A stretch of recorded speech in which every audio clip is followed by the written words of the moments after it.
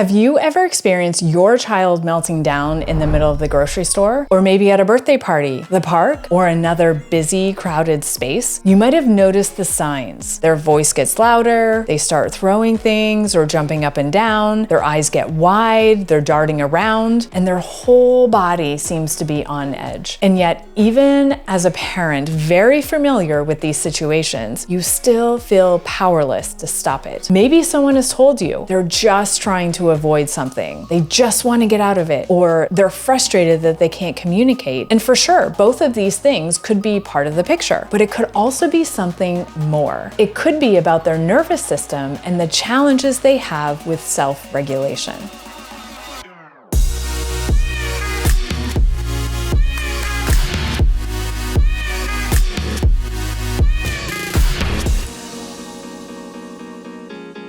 In this video, I'm going to cover what regulation actually is and why it's especially hard for some individuals with autism and whole body apraxia to just calm down. I'm going to talk about the science behind regulation, arousal, and the nervous system. We're going to go and talk about what co-regulation is and why it's so powerful. I'm going to give you real-time strategies that you can use in the moment so your child feels more in control of their body. And stick with me until the end, because I'll share what I believe is the most powerful co-regulator of all. Hi, I'm Dr. Dana Johnson. I've worked with individuals with complex sensory and motor differences, including autism and whole body apraxia, for over a decade. I've helped hundreds of families learn how to support their child's unique nervous system using practical, science-backed strategies. Many parents are told, your child has autism, and most likely they will have certain behaviors. Now, the word behaviors often comes with a negative label. Things like aggression, self-injury, destruction, or they refuse to do something. And when those moments happen, the common reaction that we have is calm down, or it's okay, it's okay, it's okay. But here's the thing to think about. None of us are born knowing how to calm down ourselves.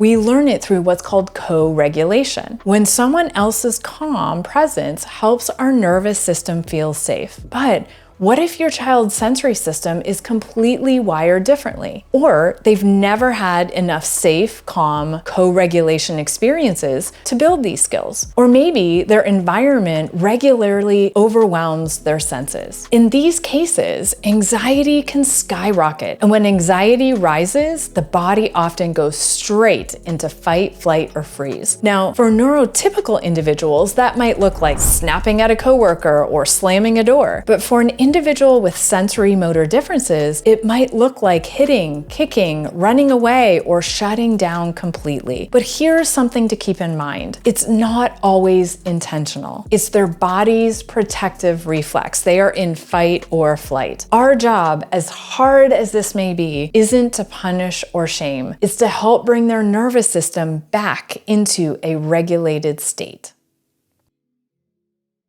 So what is regulation? Regulation is the ability to manage your emotions, your body, and energy level so that you can feel calm, alert, ready to connect, and ready to learn. When you're regulated, you can stay calm when something frustrating or unexpected happens. You can make good decisions in the moment or feel your emotions without being controlled by them. Some people describe regulation as having a sense of balance inside the body and the brain. However, you're not born with that skill. You learn it through what's called co-regulation. And that's when a caring, loving adult helps your nervous system feel safe until you can learn to do it on your own. Children with autism or whole body apraxia often have nervous systems that are more sensitive. They might hear a hum of the lights and others don't even notice it. They might need constant movement just so that they can feel awake or alert. They might feel the emotional tension in the room when they walk into it before anyone even speaks. When that sensory load builds up, their arousal level, or how alert or how activated they feel, can swing either too high or too low. Here's where some of the brain science comes in. Deep in the brainstem is what we call the reticular activating system, or the RAS. Now, it's your alertness control center. It filters out sensory input and decides how much attention and energy to give it. So if the RAS is overactivated or underactivated, the brain struggles to link that system to higher level thinking. And so that's why your child might seem completely fine one minute and then completely overwhelmed the next. Some kids are hyper-responsive, so their threshold or limit for sensory input is actually lower. So things feel too much and they feel very quickly. For example, some kids, they don't like the sense of touch or certain textures. It can be painful. So that threshold for that texture might be low and their brain perceives it as pain, pain, pain. But for us, we don't even feel it. Now, others are hyposensitive. That means that their threshold is really high. So they may seek intense sensory input to feel balanced. This can look like needing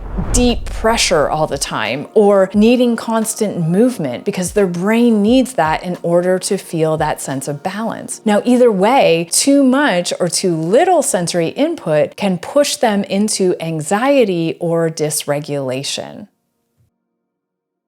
So how do we support them? Well, we start with co-regulation. And co-regulation means that you use your own voice, your facial expressions, your body language, and energy to help your child feel grounded and safe. But here's the important yet really difficult part. You can't co-regulate someone when you yourself are dysregulated. When I was working on my dissertation, I interviewed parents of autistic children. I found out that their stress levels often match those of combat soldiers. They knew their child picked up on their energy and that dysregulation was contagious, but they also said that they didn't even know what being regulated felt like anymore. For many, constant stress had become the norm. Now, this may be how you're feeling right now as well. However, you can learn to regulate yourself and what being regulated, calm, and balanced can feel like again. We'll save that important topic for another video. For now, let's talk more about how you can help your child in those high stress moments. Here are a few things that you can do when your child starts to dysregulate. Number one, lower your voice and your energy level. Children match our nervous systems. If we're steady and regulated, you invite them to be steady and regulated. This is often really hard, especially in a public situation. But if you can practice it throughout your day-to-day, if that happens, it will become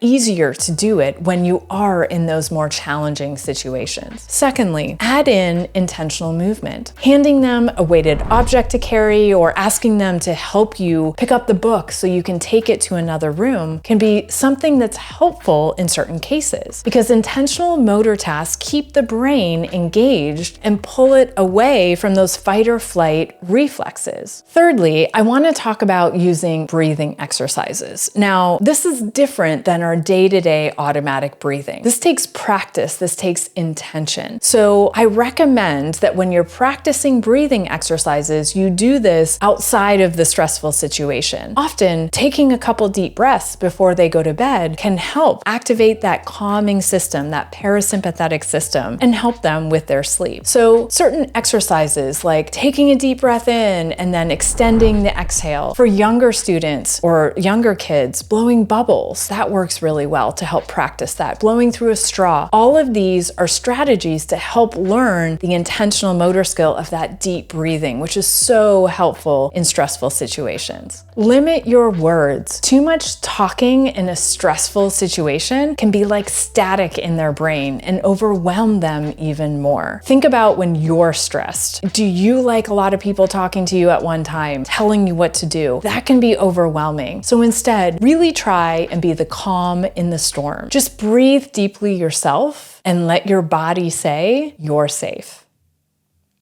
Your child can learn regulation skills. Now, they already have self-regulation skills and they do it in small ways. Just observe them. They may pace, they may rock, they may jump, but with your help, they can add tools that work in more situations. And start by learning their sensory motor profile. What calms them? What triggers them? These are little clues that can help give you what they need in that stressful moment. Practice calming strategies in low stress moments. Like I said, said, practice it when it's not in that situation, like before bed. Help calm them by coaching their body to take a deep breath in and extend the exhale. Model what regulation looks like and feels like so they can match your energy level and learn from what you do to support their regulation. Now, whether it's deep breaths, intentional movement, or sensory input, the key here, the most powerful co-regulator of all is you. Not all these things that we can give them. You are your child's most powerful co-regulator. And remember though, you don't have to be perfect. You just have to be present. If this video helped you see regulation in a new way, subscribe to this channel so that you never miss a video in any of the strategies. Share this with a parent or caregiver, a therapist, or another professional who needs to hear it. And comment below what co-regulation strategies have worked in your home. And let's keep learning, growing, and helping our kids